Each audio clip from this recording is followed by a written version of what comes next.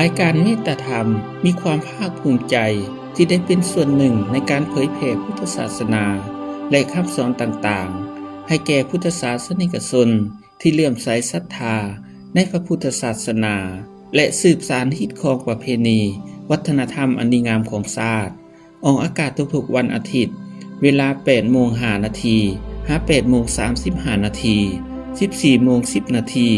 หา 14:40 น. 20:15 น. หา 20:45 น. ทางโทรภาพแห่งชาติลาวช่อง 3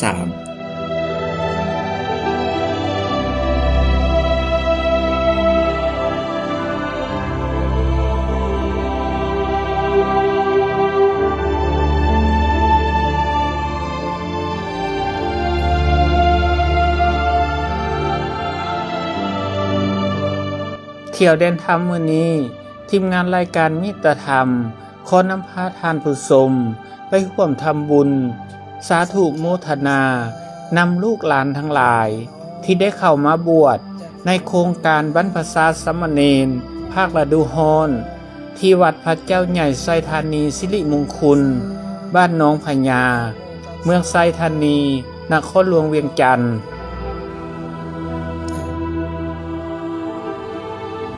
ในสภาพสังคมปัจจุบันเยาวชนสาวหนุ่มส่วนใหญ่แม่นหลงไหลนำสังคมออนไลน์ต่างๆเช่นติดเกม Facebook LINE WhatsApp และอื่นๆจนขาดการศึกษาทางด้านศีลธรรมและจริยธรรมจึงเป็นเหตุให้เยาวชนสาวหนุ่มเหล่านั้นลงเดินไปในทางที่ผิดหันไปหาสิ่งเสพติดก็ให้เกิดปัญหายุ่งยากวุ่นวายขึ้นในสังคมสร้างความหนักใจให้พ่อแม่ครูอาจารย์และสังคมทุกระดับ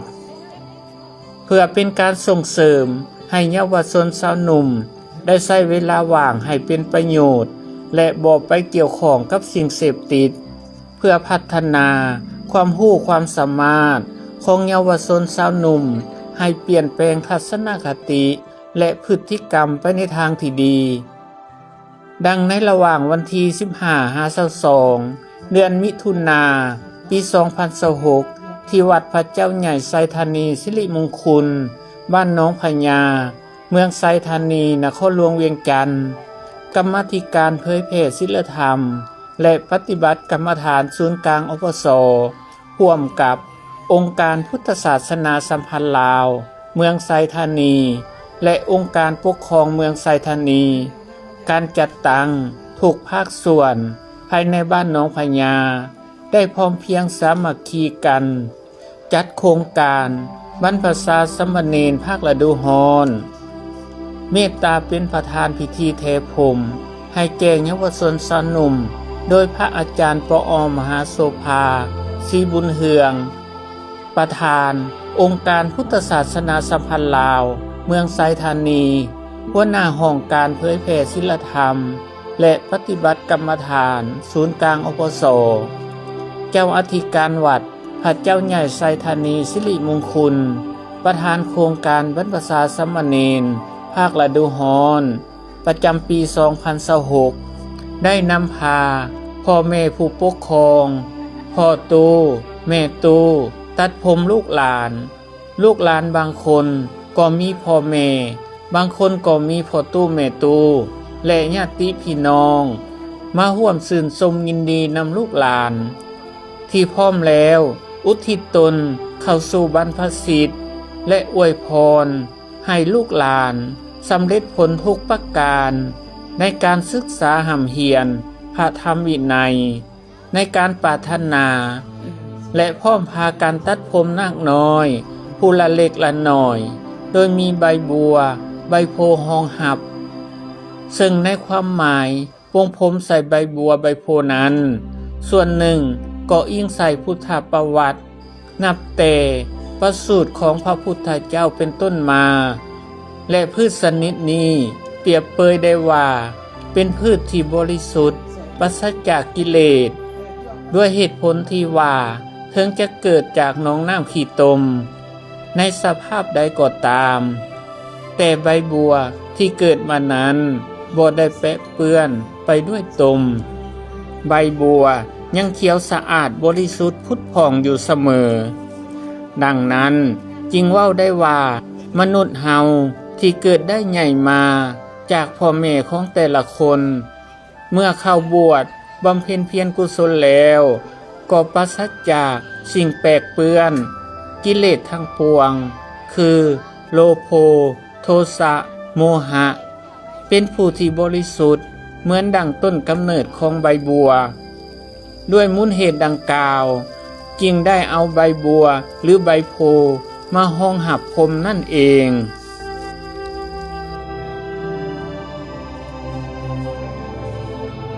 ก่อนจะเข้าสู่พิธีเปิดโครงการบรรพชาสามเณรคณะรับผิดชอบโครงการดังกล่าวได้จัดขบวนแห่นาคน้อยนำหน้าขบวนแห่นาคน้อยโดยพระอาจารย์ใหญ่สิทนสัญญาวงศ์สอนรองประธานศูนย์กลางองค์การพุทธศาสนาสัมพันธ์แห่งสปป.ลาวหัวหน้ากรรมาธิการเผยแผ่ศีลธรรมและปฏิบัติกรรมฐานศูนย์กลางอปส.พระสงฆ์สามเณรนาคน้อยอนุชนเยาวชนโรงเรียนอนุบาลและประถมวงศ์แสงเดือนบ้านน้องพญาพร้อมด้วยพ่อแม่ผู้ปกครองและครูอาจารย์แห่อ้อมพระธาตุสิมมาไปด้วยบรรยากาศเบิกบานม่วนซื่นและชื่นชมยินดีนำลูกหลานทั้งหลาย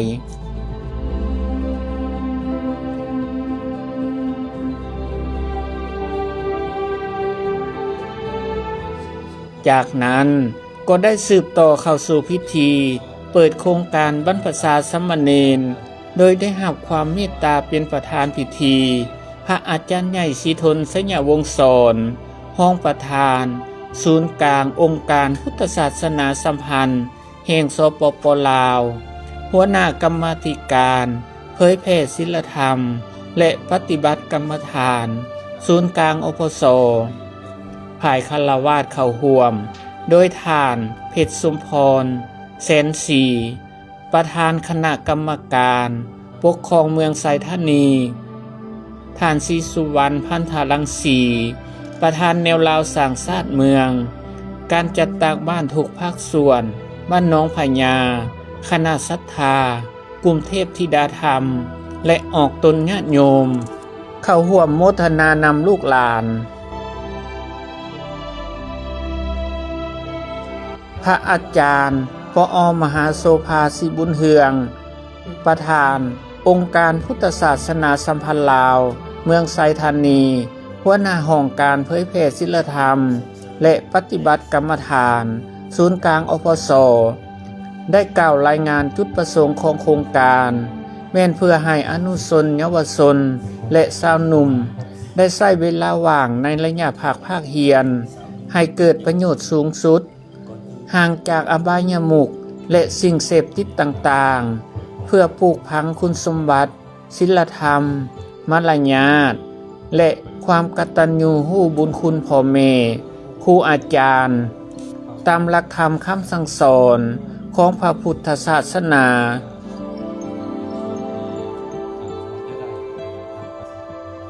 จากนั้น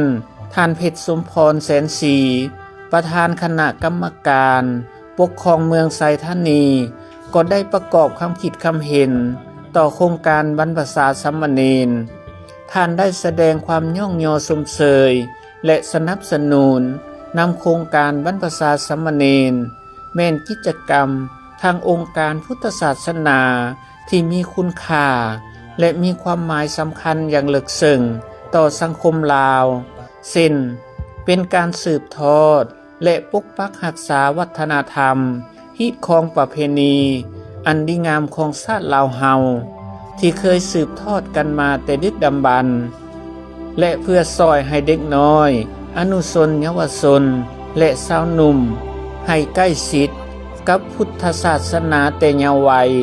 และเฮ็ดให้วัดวาอารามยังคงอยู่เป็นศูนย์รวมจิตใจให้ชุมชนคนลาวชาวพุทธเฮาตลอดไป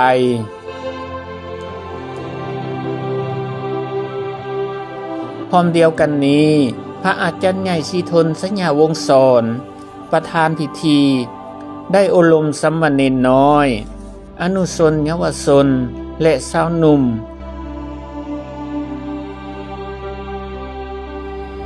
วันนี้เป็นการจัดตั้งโครงการบรรพชาสามเณรภาคภาคเพียรการเว้าภาษาลาวว่าบวชจัวถือว่าบวชมีการจัดตั้งเป็นกิจลักษณะการบวชนี้มีมาตั้งแต่สมัยพุทธเจ้ายังอยู่บวชจัวบวชพระต่างแต่ว่าสมัยพุทธเจ้ายังดูบวชพระก็จะเป็นพุทธเจ้าบวชให้ส่วนหลายการบวชจัวก็บ่มีหลายปานใดฉะนั้นการบวชจัวนี้เป็นการสืบทอดอายุพระพุทธศาสนาสืบทอดว่าพระสงฆ์ผู้ดำรงอยู่ในว่าการปฏิบัติศีลปฏิบัติธรรมเพราะฉะนั้นผู้ที่จะได้บวชเนี่ยก็ต้องเป็นผู้ที่มีบุญมีบารมีจึงบวชได้เพราะเนื่องจากว่าบางคนมีบุญแต่บ่มีบารมีก็บวชบ่ได้บางคนมีบารมีแต่บ่มีบุญก็บวชบ่ได้ย้อนหยังจึงว่าจังซั่นเพราะว่าการบวชในระเบียบสงฆ์ในวินัยในธรรมนูญสงฆ์ลาวก็แม่นมีกำหนดอายุในการที่จะบวชจัวได้10 ปีขึ้นไปหรือว่า12 ปีขึ้นไปจึงสามารถบวชจัวได้ถือว่ามีหลักการมาตรฐานในการบวชเพราะฉะนั้นการบวชแล้วก็ยังมีครูมีอาจารย์ในการอบรมสั่งสอนให้เข้าใจในการปฏิบัติฉะนั้นการบวชนี้จึงเป็นสิ่งสำคัญบางคนบางทานนี่บวชในโครงการแต่ก็บุญมีก็ได้อยู่ดนอยู่ไปจนเป็นครูบาอาจารย์จนเป็นญาทานบ่ได้ศึกเลยก็มีบางคนก็บวชแล้วก็อยู่เรียนหนังสือจนจบประถมมัธยมมหาลัยก็มีหลายเพราะฉะนั้นการบวชดังกล่าวจึงเป็นการเปิดโอกาสให้ทางน้องน้อยเยาวชนนั้นผู้ที่สนใจเข้ามาลองศึกษาในเพศสมณะก็จะต่างจากอยู่เพื่อนถ้าได้ศึกษาเข้าใจบุญยังมีก็อยู่ต่อได้เพราะฉะนั้นจริงว่าผู้ใดได้บวชนี่ก็เป็นผู้ที่มีความโชคดีจริงสามารถบวชได้เพราะฉะนั้นโครงการบรรพชาสามเณรของกรรมาธิการเผยแผ่นี้ก็จริงได้วางจุดประสงค์ไว้ว่าถ้าบวชแล้วสิได้หยังบวชเพื่อหยังฉะนั้นเฮาสอนใน7 วัน15 วันนี้ของโครงการเนี่ยให้ผู้ที่เขาบวชนั้นได้เป็นคนหาดี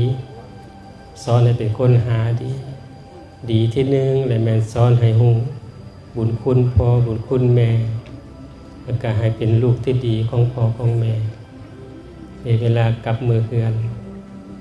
ถ้าว่าสิกเมื่อก็ให้ฮู้คุณพ่อคุณแม่ที่เลี้ยงเฮามาดีข้อที่2แม่นให้เป็นลูกศิษย์ที่ดีของครูบาอาจารย์หมายถึงว่าเวลาไปโรงเรียนไปเรียนหนังสือบ่ว่าจะเป็นสามเณรหรือฆราวาสก็ให้รู้หน้าที่ปฏิบัติต่อครูอาจารย์ว่านักเรียนมีหน้าที่หยังครูอาจารย์มีหน้าที่หยังแล้วก็ให้เข้าใจปฏิบัติถูกต้องต่อกันมีความกตัญญูกตเวทีต่อกันก็ว่าให้เป็นศิษย์ที่ดีของครูอาจารย์ข้อที่3เวลาอยู่ร่วมกันอยู่ร่วมกันอยู่บ้านอยู่เรือนอยู่ชุมชนอยู่โรงเรียนก็ให้ฮักแพงกันสามัคคีกันเพื่อนว่าให้เป็นมิตรที่ดีเพื่อนที่ดีของมิตรสหายให้เป็นหมู่เพื่อนที่ดีต่อกัน เราบ่ให้กันบ่ผิดกันบ่เถียงกันบ่อิจฉาพยาบาทกันให้ว่าให้เป็นเพื่อนที่ดีต่อกันข้อที่4แม่นดีที่4แม่นถ้าว่าเป็นลูกที่ดีของพ่อของแม่ก็เป็นแล้วเป็นศิษย์ที่ดีของครูอาจารย์เป็นเพื่อนที่ดีของมิตรสหายวันนี้ก็เป็นอยู่ในประเทศชาติบ้านเมืองก็เป็นพลเมืองดีของประเทศชาติได้ศึกษาธรรมะได้เข้าใจแนวทางการปฏิบัติฟังความพ่อความแม่ฟังความครูบาอาจารย์ก็สามารถเป็นพลเมืองดีของประเทศชาติได้และข้อที่5ดีข้อที่5นั้นเอิ้นว่าเป็นทายาทที่ดีของพระพุทธศาสนาตัวนี้สำคัญเพราะว่าบวชมาแล้วครูบาอาจารย์ได้สั่งสอนให้เข้าใจเรื่องว่าพระรัตนตรัยคือพระพุทธพระธรรมพระสงฆ์แล้วก็ให้เข้าใจศีล10ของสามเณรในการปฏิบัติแล้วก็สอนศาสนพิธีให้รู้จักการกราบการไหว้การนบตื่นดึกลุกเช้าไหว้พระสวดมนต์คนขวายปัจเจกภาวนาออกบิณฑบาตเฮ็ดหน้าที่ของสงฆ์เป็นกิจของสงฆ์ได้เห็นว่าเป็นทายาทผู้สืบทอดที่ดีของพุทธศาสนาเดินตามเส้นทางของพุทธเจ้าที่อบรมสั่งสอนมานี่คือเป้าหมายของการบวชเนรของกรรมธิการเผยแผ่ศีลธรรมและปฏิบัติกรรมฐานครูบาอาจารย์ก็สอนจนในหลักบทเรียนหาบทนี้แหละแล้วก็นอกนั้นยังได้นำพาคัดเกลาจิตใจให้ผ่องใสให้สะอาดบริสุทธิ์ด้วยการพาฝึกสมาธิภาวนาเห็นไหมอบรมจิตใจไปนำให้ใจเข้มแข็งให้ใจมั่นคงให้ใจปราศจากความโลภความโกรธความหลงอันนี้แม่นครูบาอาจารย์ได้นำพาอบรมสั่งสอนสามเณรน้อยที่บวชกลับมาหันถ้าว่าได้เรียนมัดทั้งหาบทแล้วก็บวกกับการปฏิบัติก็จะซาบซึมเขาในจิตใจของลูกเนรทั้งหลายถึงว่าซิกออกไปก็ยังศีลธรรมคุณธรรมยังฟังลึกอยู่ในจิตใจของลูกของหลานบัดเติบโตไปก็จะได้ขึ้นพ่อว่าการที่บ่มศีลธรรมอยู่ในจิตใจแต่มันจะงอกงามออกมาตามภายหลังเฮาก็สามารถว่าปฏิบัติหน้าที่ถูกต้องตามธรรมใดอย่างว่าสวยสดงดงามก็เป็นผู้ที่มีความรู้ทางด้านศีลธรรมแล้วก็ปฏิบัติธรรมแล้วก็สามารถเป็นผู้ที่ว่าเฮ็ดเวียกถูกต้องตามหน้าที่ได้ก็เป็นพลเมืองดีของชาติได้ก็เป็นผู้สืบทอดพุทธศาสนาได้ทั้งในคณะที่เป็นสัมปนะก็ได้ทั้งคณะที่เป็นฝ่ายคฤหัสถ์ได้ถ้าเข้าใจอย่างถูกต้องนี่ว่าการบวชเพียงแต่เล็กน้อยแต่ว่าประโยชน์ใดเพื่อประเทศชาติเพื่อพุทธศาสนาอย่างกว้างไกลแสดงมื้อนี้ในนาม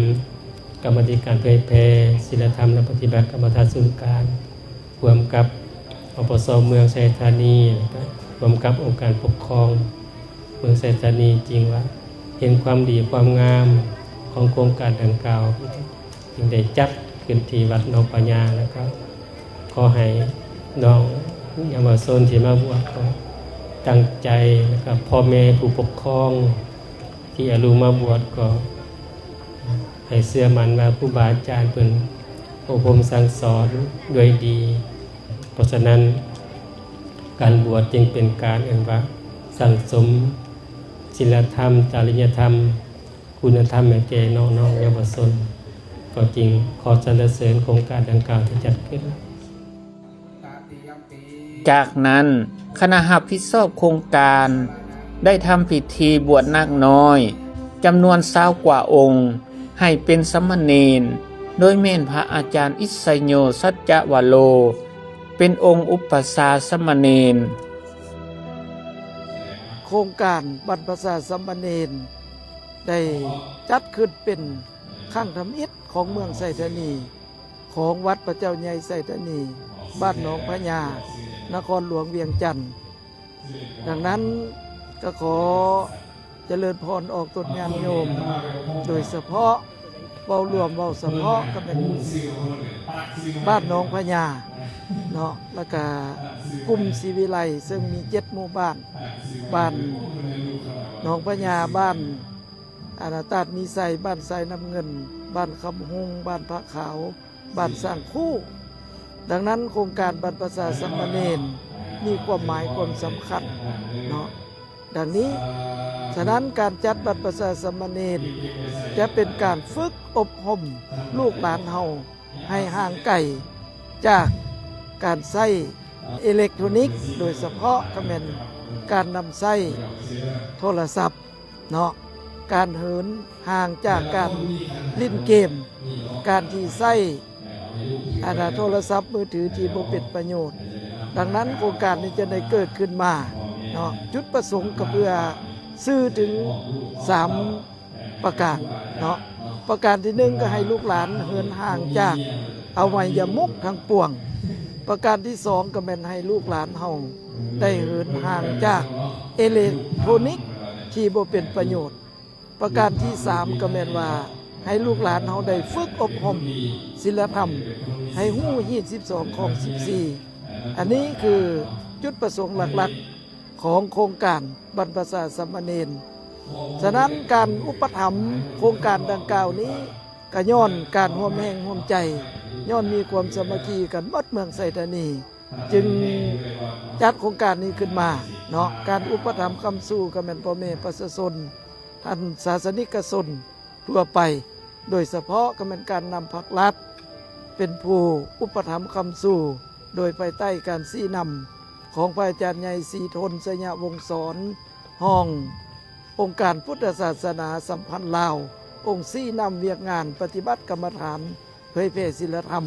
ในครั้งนี้เพื่อเป็นการปลูกฝังคุณธรรมทางศาสนาให้งอกงามในจิตใจของอนุชนเยาวชนและสาวหนุ่มให้เป็นลูกหลานที่ดีของพ่อแม่เป็นศิษย์ที่ดีของครูอาจารย์เป็นพลเมืองที่ดีของประเทศชาติและเป็นทายาทที่ดีของพระพุทธศาสนาถือว่ามื้อนี้ได้มาร่วมพิธีเปิดโครงการบรรพชาสามเณรหรือว่าบวชจั่วเนาะโครงการดังกล่าวนี้เป็นโครงการขององค์การพุทธศาสนาซึ่งเคยจัดตั้งปฏิบัติสืบทอดกันมาแต่โดนนานและกิจกรรมดังกล่าวนี้หรือว่าโครงการดังกล่าวนี้ได้เกิดขึ้นก็ย้อนการสนับสนุนทางการจัดตั้งทุกภาคส่วนก็คือทางองค์การพุทธศาสนาและก็ออกตนญาติโยมศาสนิกชนชาวพุทธทั้งหลายได้สนับสนุนร่วมแห่งร่วมใจกันกิจกรรมดังกล่าวนี้มีผลประโยชน์โดยเฉพาะแม้นการศึกษาอบรมให้ลูกหลานเยาวชนให้ได้เรียนรู้วัฒนธรรมก็คือองค์การพุทธศาสนาเพื่อปฏิบัติวินัยเพื่อไปปฏิบัติในชีวิตประจำวันของตนเองอยู่ในบ้านในเรือนและอันที่2เลยมันเพื่อรักษาปกปักรักษาวัฒนธรรมฮิตของประเพณีอันดีงามของชาติของพวกเราให้คงอยู่กับคนลาวตลอดไปและอันที่3นี้จะเป็นให้สร้างให้เยาวชนฮู้ความกตัญญูฮู้คุณต่อครูบาอาจารย์ต่อพ่อแม่และการจะตั้งและสังคมและปัญหาที่4แม่นเพื่อห่างไกลจากปัญหาปรากฏการณ์ย่อท้อต่างๆในสังคมโครงการบรรพชาสามเณรภาคฤดูร้อนประจำปี 2026 กิจกรรมในระยะ7 วันสามเณรจำนวน70 องค์จะได้เรียนรู้การกราบไหว้พระรัตนตรัยไหว้ครูอาจารย์ไหว้พระเช้าแลงพังธรรมออกบิณฑบาตและเคลื่อนไหวกิจกรรมต่างๆตามหลักสูตรโครงการบรรพชาสามเณรสืบไป